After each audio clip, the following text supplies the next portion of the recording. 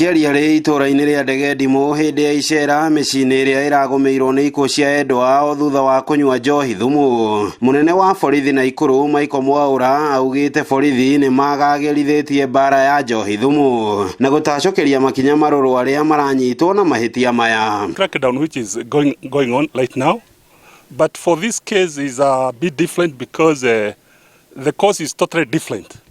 Bearing in mind what is taking place was just illegal. It's just illegal industrial activity which was taking place within a building.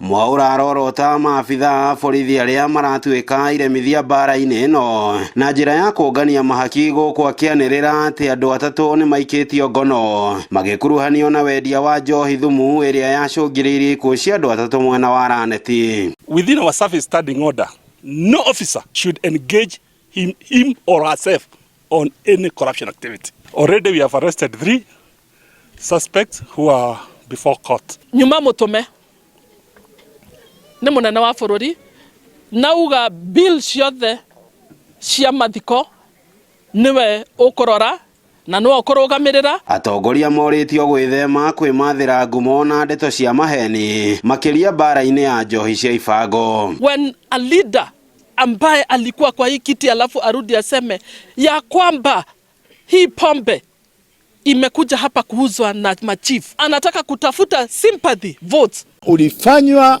impeachment. Kiti ambacho ulikuwa nacho ni kiti ambacho kilikuwa karibu sana uwe baba wa taifa hili.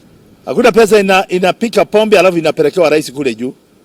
Hakuna, hiyo ni kumuongezea mambo mengine ya uchafu. Mutafariri wa mĩhang'o ya thirikari gĩtaro kĩa Rift Valley Ndagĩtarĩ Abdi Hassan akiuga nĩ wĩigĩrĩrĩki wa Kenya gũkũngũĩra mambura maya na wĩigĩrĩrĩki na gwĩthema kunyua njohi gũtarĩ na kĩharĩro. Tupunguze ulevi na tupunguze mambo ya kuingilia mihadarati, madawa ya kulevya, pombe kupindukia.